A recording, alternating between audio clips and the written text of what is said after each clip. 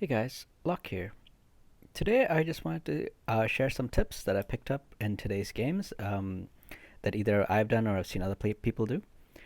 So we know that we are seeing a lot of quickeners in class matches recently. One quick tip that I wanted to share was that sometimes you might just be okay targeting killing the quickener. Like you might not want to actually like as long as you kill that quickener, you that might be the point of your attack. Um, because with that quicken, your enemies can only move so much. So after you kill off the quickener, you know what the enemy is gonna do. In my case, like I knew I wasn't gonna kill Agrius, and Kane is in a difficult to hit position. So I all I was trying to do here was just hit that uh, Helena, which would prevent my enemy from you know, giving me a quick Agris in the face, which is hard to deal with. You know, so that was all I was planning to do here.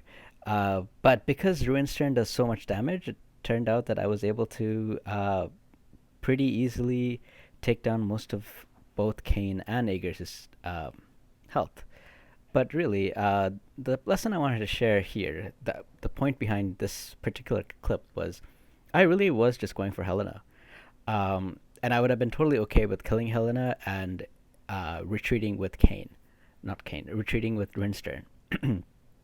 So that's one very quick tip.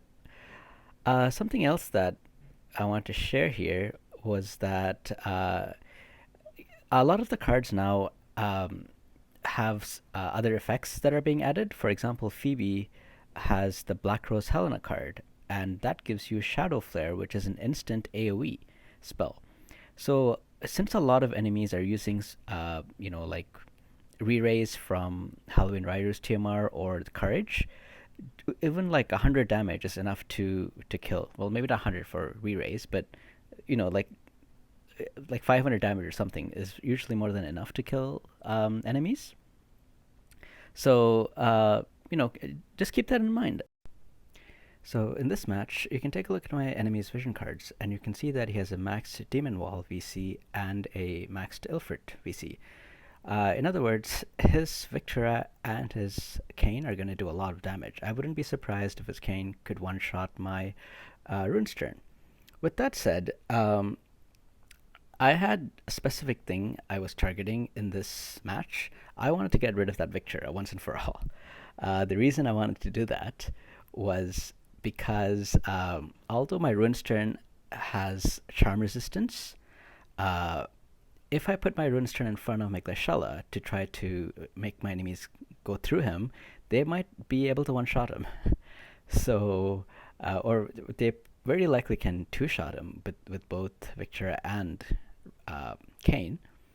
So I wanted to, get rid of that Victura and not have to deal with that. And I was totally okay with giving up my Glaciella to do it. So that's the lesson that I want to show here.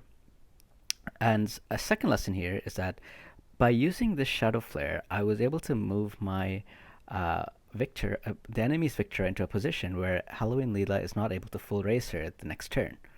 Um, so there's two lessons that I want to show here. The first lesson is that I was okay with trading my Glaciella for the enemy Victora because I didn't want to deal with Charm. And the second lesson here was that I used Shadow Flare to move Victora one square up so that on Halloween Leela's turn, he is not able to full life the very next turn. Because if he does that, uh, then I would have to kill her all over again, right? I would have to waste a turn doing that. I'm not sure if I can get both of them in the same AoE. Um, so anyway, you can see how this match goes. The effect of Black Rose Helena's VC also gives you an additional 20% AoE damage for any skills that are used after that for the next 3 turns. Basically, negative area resistance of 20. So if you think that you might not be able to do enough damage with the first hit, because for example, my Glaciala did not have any other buffs on at that point. She just had revitalize. Actually, no, not revitalize. She had just had. No, she did. I think she had like War Maiden's Acuity or something. But my point is that um, it increases your damage. So don't forget the secondary effects of some of these tools. Um, so here is later on in the match, and something I wanted to point out here is that sometimes you might get your quickens ready like this, where you have both uh, somebody's going and someone's going to be quickening right after, and you have nothing, no other enemies can interrupt. Sometimes it's okay if if enemies move beyond what you wanted to do, or if you won't be able to kill them, or something like that. It's okay to just go back and wait for a better opportunity.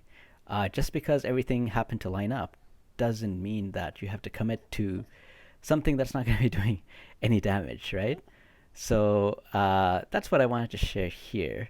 As you can see, this is not my opportunity to do anything. So I go back and I'm just waiting, and I get a good opportunity later. By the way, I haven't been seeing too many evade teams in my class matches recently for some reason. Of the last 10 matches I've played, there was only one evade team that I faced. Uh, I don't know why that is.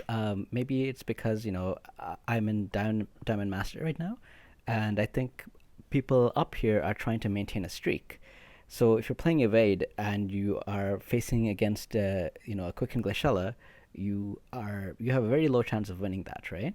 So maybe that's why people are switching over from evade to something which is more likely to give you a longer streak. That's my guess. But anyway, you can see here now I get my opportunity. So I'm able to pull off the double quicken, and my Rune's turn is able to hazard crash twice in a row and deal a lot of damage.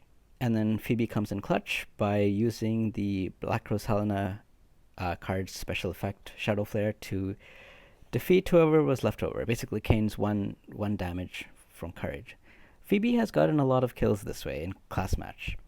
So just never forget to use all the tools available for you in class match. So here is the second hit to take off Kane's damage down to 1 and to defeat the re-raised Leela.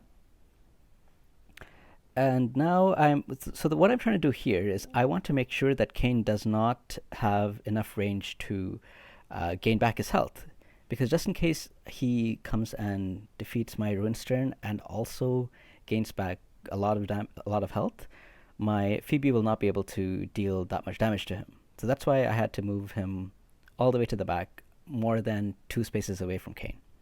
And here's the Shadow Flare, and that's the win here. Phoebe came in clutch. So for the next match, here is a strategy that my opponent used that I wanted to share, which I thought was really cool. So as like a lot of people are using, quicken teams, right? The disadvantage of quicken teams is that you can kind of see them coming. Once you start to learn the units that have quicken, once you see, Glaciella and say Phoebe and Shell, okay, the opponent's running a double quicken team. See here, I could not see this coming. So I mean, my opponent went up and used Kane's TMR. So now I know, okay, he has a 5 range. I need to make sure that I'm out of that range. And I can see here that, okay, my Phoebe is going to go. Phoebe probably has like enough speed to be able to, she can just go and use Shadow Flare, and Kane will be dead because he just has that 1 health now from Courage. So this is what I did not see coming, because I didn't, he doesn't have a quickener, so I didn't see him using that Keen Blade, which turned the tide of the battle here. If not for the height restriction on where my Rune's turn is standing, my opponent will probably go there and use the Bloodland skill to gain a lot of health back on Kane. I thought this was a cool strategy that is harder to see coming because you don't know who is wearing Keenblade. Anyway, these were some tips that I picked up and that I used during class match today. I hope you enjoyed them. If you have any comments or tips you want to share, please leave the comments below. Thanks. See you next time. This is Locke.